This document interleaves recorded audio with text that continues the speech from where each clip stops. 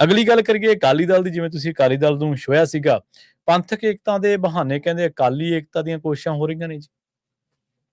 ਦੇਖੋ ਪਰਵੀਨ ਜੀ, ਆਪਾਂ ਪਹਿਲਾਂ ਵੀ ਪਿਛਲੇ 2-3 ਦਿਨਾਂ ਤੋਂ ਗੱਲ ਕਰਦੇ ਆ ਰਹੇ ਹਾਂ ਜੀ।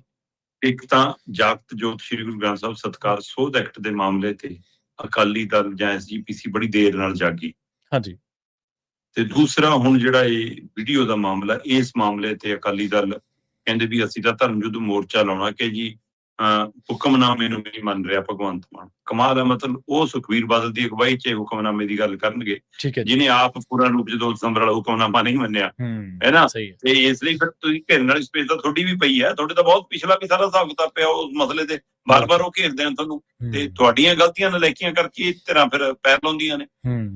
ਹੁਣ ਪਰ ਸੁਖਬੀਰ ਬਾਦਲ ਉਹਨਾਂ ਨੇ ਜਿਵੇਂ ਕੋਰ ਕਮੇਟੀ ਦੀ ਲਗਾਤਾਰ 2 ਦਿਨ ਬੈਠਕ ਕਰਕੇ ਫੈਸਲਾ ਲਿਆ ਸੀਗਾ, ਅਸੀਂ ਧਰਮ ਯੁੱਧ ਮੋਰਚਾ ਲਾਵਾਂਗੇ 19 ਜੁਲਾਈ ਤੋਂ। ਆਪਾਂ ਗੱਲ ਵੀ ਕਰ ਰਹੇ ਸੀ ਕਿ ਦਿਨ ਬੜਾ ਇਤਿਹਾਸਕ ਚੁਣਿਆ ਉਹਨਾਂ ਨੇ, ਜਿਸ ਤਰੀਕੇ ਨਾਲ ਉਹਦੇ ਬੜੇ ਅਰਥ ਨੇ ਮੋਰਚਿਆਂ ਦੇ ਵਿੱਚ। ਪਰ 5 ਮੈਂਬਰੀ ਕਮੇਟੀ ਬਣਾਈ ਹੈ ਜੀ ਇਹਨਾਂ ਨੇ।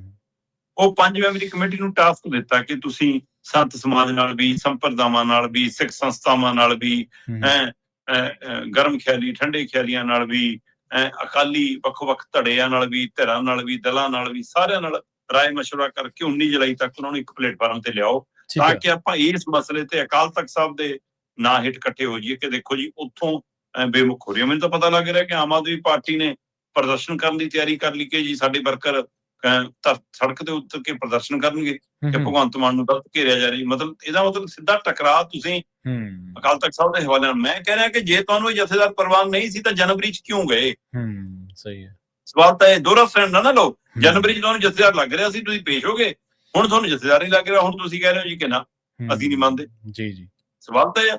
ਤੇ ਜੇ ਇਹਨੂੰ ਰਾਜਨੀਤਿਕ ਤੌਰ ਤੇ ਹੀ ਵਰਤਣਾ ਸੀ, ਤੁਹਾਡੇ ਕੋਲ ਚੰਗਾ ਮੌਕਾ ਸੀ। ਤੁਸੀਂ ਕਹਿੰਦੇ ਵੀ ਅਸੀਂ ਹੈ ਨਹੀਂ ਗੇ ਉਸ ਵੀਡੀਓ 'ਚ, ਮੈਂ ਹੈ ਨਹੀਂ ਗਾ ਉਸ ਵੀਡੀਓ 'ਚ, ਮੇਰੇ ਖਿਲਾਫ ਝੂਠ ਬੋਲਿਆ ਜਾ ਰਿਹਾ, ਪਰ ਅਕਾਲ ਤਖਤ ਸਾਹਿਬ ਤੋਂ ਸੁਨੇਹਾ ਆਇਆ ਇਸ ਲਈ ਮੈਂ ਨਿਮ ਕੇ ਜਾਊਂਗਾ ਜੀ। ਸਹੀ ਤੁਸੀਂ ਵੱਡੇ ਹੋ ਜਾਂਦੇ।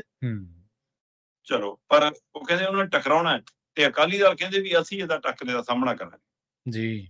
ਹੁਣ ਇਹਦੇ ਵਿੱਚੋਂ ਜਿਹੜੀ 5 ਮੈਂਬਰੀ ਕਮੇਟੀ ਹੈ ਉਹ ਵੱਖ-ਵੱਖ ਧਿਰਾਂ ਕੋਲ ਜਾਊਗੀ। ਹੁਣ ਧਿਰਾਂ ਕਹਿੰਦੀਆਂ ਵੀ ਮੀਟਿੰਗ ਤੁਸੀਂ ਆਪਣੀ ਕੋਰ ਕਮੇਟੀ ਦੀ ਕੀਤੀ, ਫੈਸਲਾ ਤੁਸੀਂ ਆਪ ਲਿਆ, ਤੁਹਾਡੇ ਬੈਨਰ ਹੇਠ 19 ਜੁਲਾਈ ਦੀ ਪ੍ਰਦਰਸ਼ਨ ਦੀ ਤਿਆਰੀ ਹੋਈ ਜੀ, ਹੈ ਨਾ, ਤੇ ਫਿਰ ਸਾਨੂੰ ਕਿਉਂ ਸੱਦਦੇ?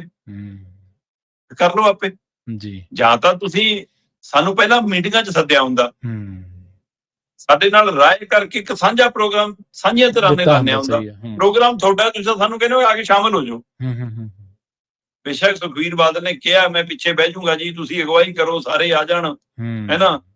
ਤੇ ਪਰ ਸਭ ਨੂੰ ਪਤਾ ਹੈ ਕਿ ਇਹ ਕੀ ਹੈ। ਪਰ ਕੀ ਸੁਖਬੀਰ ਬਾਦਲ ਦੀ ਮਨਸ਼ਾ ਪੰਥਕ ਇਕੱਠ ਦੀ ਹੋ ਜੀ, ਜਾਂ ਉਹਨੂੰ ਇਹ ਲੱਗਣ ਲੱਗ ਗਿਆ ਕਿ ਨਾ ਅਕਾਲੀ ਦਲ ਨੂੰ ਬੀਜੇਪੀ ਹੁਣ ਘਾਹ ਪਾ ਰਹੀ ਆ, ਨਾ ਪੰਜਾਬ ਦੇ ਲੋਕ ਉਵੇਂ ਪੁੱਛ ਰਹੇ ਨੇ, ਜੇ ਇਕੱਠੇ ਹੋ ਜੀ ਸ਼ਾਇਦ ਉਧਰ ਵੀ ਮਾੜੀ ਜੀ ਪੁੱਛ ਵੱਧ ਜਾਵੇ ਤੇ ਇੱਧਰ ਵੀ ਕੋਈ ਗੱਲ ਬਣ ਜਾਵੇ।